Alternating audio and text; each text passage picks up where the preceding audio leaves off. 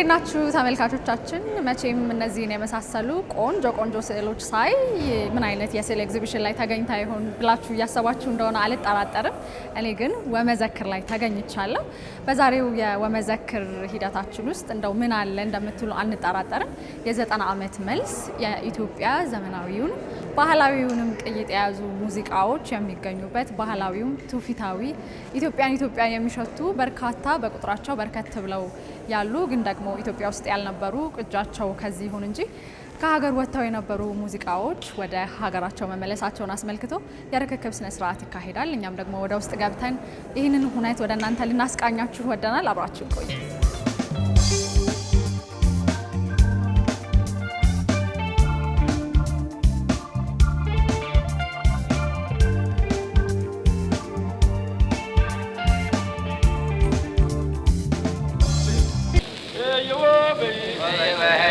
فرور يا عراي فرور دلتك فلك عبصدا በዚህ ታሪካዊ ቦታ የተገኘ ነው። በኢትዮጵያ የሙዚቃ ታሪክ ውስጥ ለ9 10 ዓመታት ተቀብሮ የቆየን ታላቅ የድምጽ ቅርስ ትንሳኤ ለማብሰር ነው። ይህ ዕለት የኢትዮጵያ ብሔራዊ ቤተ መዛግብትና ቤተ መጻሕፍት አገልግሎት ወመዘክር አንዱን የጠፋ ልጁን የተቀበለበት ተደርጎ የሚቆጠር የታሪካችንም ስብርባሪዎች ተገናኝተው ሙሉ ስዕል የሰሩበት ዕለት ነው ማለት ይቻላል።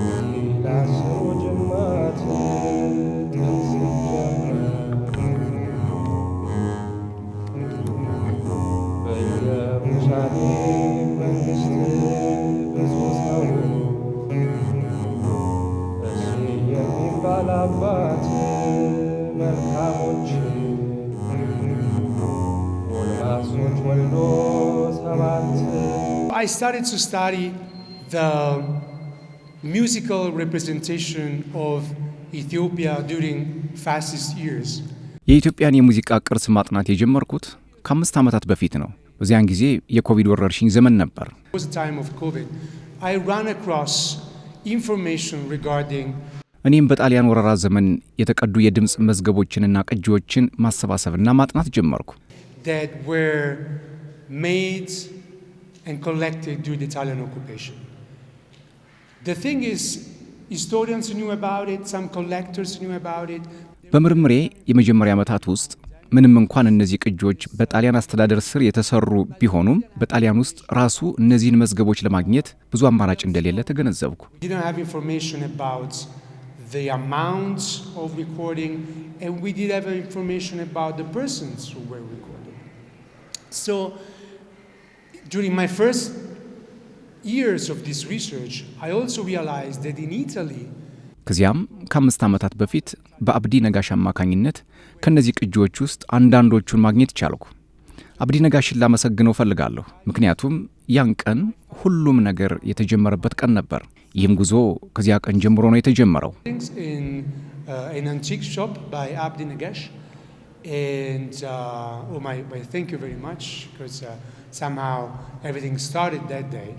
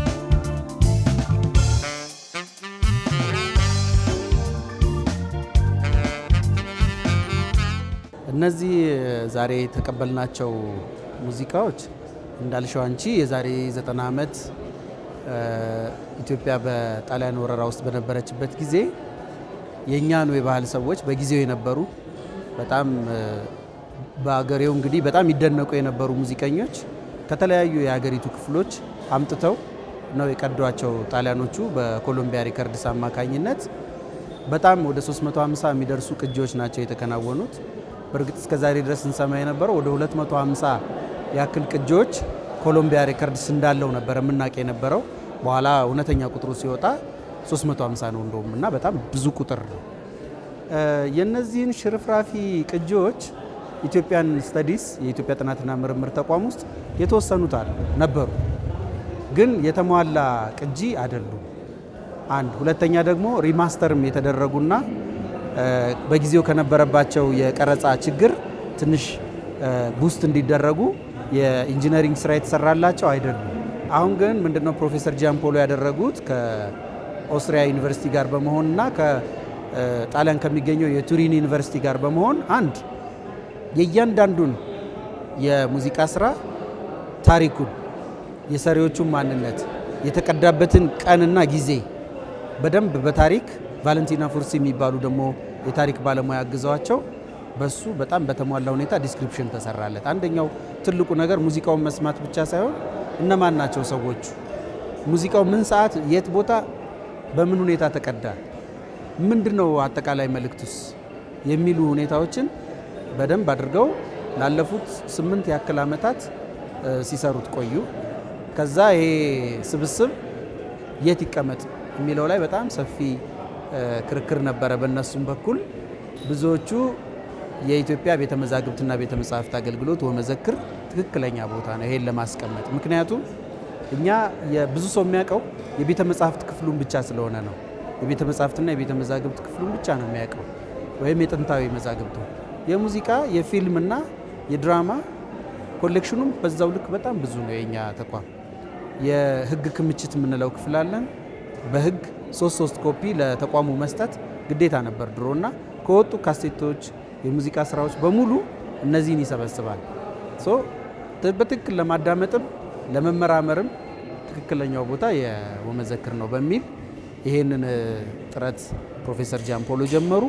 ከዛ በኋላ እንግዲህ ስራቸውን አጠናቀው የሪማስተሪንግ ስራው ተጠናቆ ይሄን ኤግዚቢሽን እና ዛሬ ያያችሁትን ገለጻ ለ10 ቀናት ክፍት በሚሆን ቅርጽ ለማከናወን ተበቃ ማለት ነው። ይሄው ገለጻና የሙዚቃ ዋጋ ለያሬድ ሙዚቃ ትምህርት ቤት ተማሪዎችም ሰሞኑን እሳቸው ፕሮፌሰሩ ሄደው ገለጻ ይሰጣሉ እና የዛ ጊዜ ደግሞ ተመራማሪዎች የበለጠ አቴንሽናቸው ይሳባል። ወደዚህም መጥተው ምርምር የማድረግ ስራ ይጀምራሉ ብለን እናምናለን። ነው ዜማዋ ዘራፍ ነው ዜማዋ ዳግም እንደገና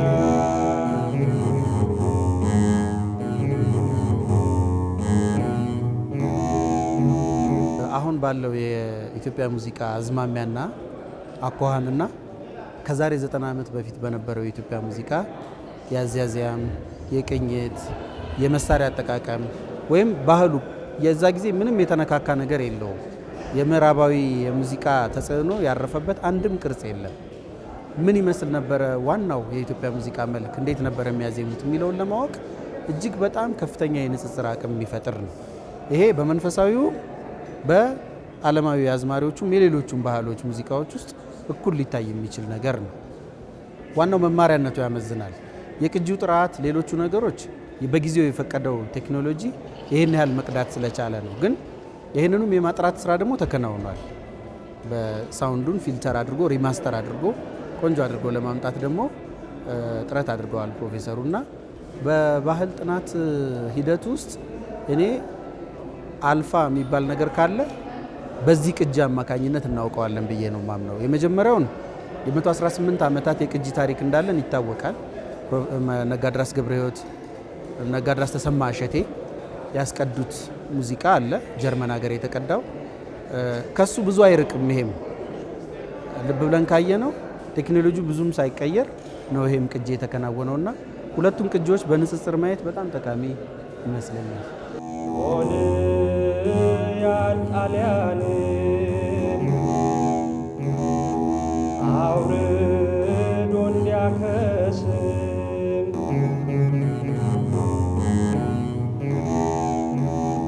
ዳዊት ተደገመ በወልደ ማርያም ስም በወልደ ማርያም ስም። እነዚህን ቅጂዎች እንግዲህ እንደ ትልቅ አደራ ይሄ ተቋም ነው የተረከባቸው። ተቋሙን ለምርምርም ለሚውዚክ ሜዲቴሽን ሊስኒንግም ለማዳመጥ ሲሉ ስራዬ ብለው ሰዎች እንዲመጡበት እንፈልጋለን። እነዚህን ስራዎች ፈቃድ ስለሌለን አባስተን ለህዝብ ልናደርሳቸው አንችልም። ይሄ ኮሎምቢያ ሬከርድስ ራይት ነው፣ የቅጂ መብት አለው። እኛን ምንድነው ለምርምር እንዲጠቀሙ ሰዎችን እዚሁ ላይ የሚያዳምጡበትን ምቹ ሁኔታ መፍጠር እንችላለን። ይሄን በማድረግም ደግሞ ብዙዎች በእነዚህ ስራዎች ላይ ያላቸውን የመጀመሪያ ድምጫ እናበረታታለን።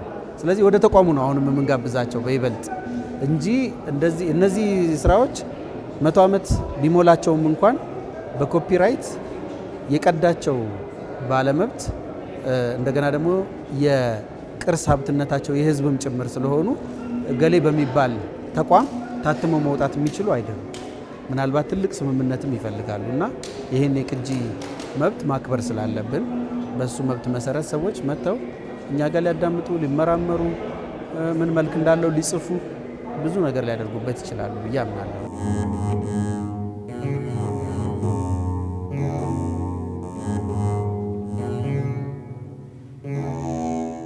ፕሮፌሰር ጃምፖሎ ክሪያኮን፣ ፕሮፌሰር ቫለንቲና ፉርሲን የቱሪን ዩኒቨርሲቲ ሂስቶሪያን ናቸው። የቱሪን ዩኒቨርሲቲን እና ደግሞ የኦስትሪያውን ዩኒቨርሲቲ ሁለቱን በጣም እጅግ አድርገን ማመስገን እንፈልጋለን። በሀገራችንም ደግሞ እንዲህ አይነት ቅርሶችን በመሰብሰብ የመጀመሪያውን እይታ ለነዚህ ምሁራን የፈጠሩላቸው እንደነ አብዲ ነጋሽ ያሉ ቅርስ ሰብሳቢ፣ የሙዚቃ ስራዎች ሰብሳቢ የሆኑ ጥንት ባህሎችን የሚሰበስቡ ሰዎች ናቸውና እነሱንም በጣም በዚህ አጋጣሚ ማመስገን እንፈልጋለን። ይሄን ኤግዚቢሽን የተሳካ እንዲሆን የጣሩልንን አካላት በሙሉ እናመሰግናለን።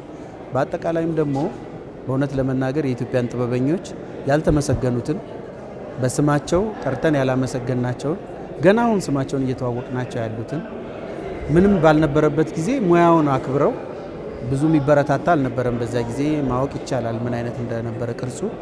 ግን ይህን ጥበብ አስቀርጸው ዛሬ እኛ ጋር እንዲደርስ ያደረጉትን ዋናዎቹን ጥበበኞች ደግሞ በይበልጥ ነፍሳቸውን ይማርልን። ግን በጣም በጣም ኢትዮጵያ የማትረሳው ውለታ አለብን እንላለን።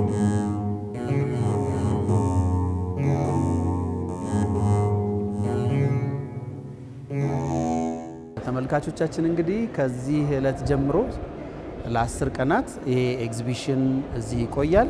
ኤግዚቢሽን ብዙ ጊዜ እኛ የለመድነው በአይን ቪዥዋል ነገሮችን መመልከት ነው። ድምጽም ግን ለኤግዚቢሽን ይበቃልና ዛሬ መታችሁ በምታዩት በእይታ ባርኮዱ እዚች ላይ በምታዩት ባርኮድ አማካኝነት ስልካችሁን አዘጋጅታችሁ ሄድሴታችሁን ይዛችሁ የምትፈልጓቸው ሙዚቃዎች ሁሉ ጠጋ እያላችሁ በከፈታችሁ ቁጥር ሁሉንም ትራኮች ታዳምጧቸዋላችሁ።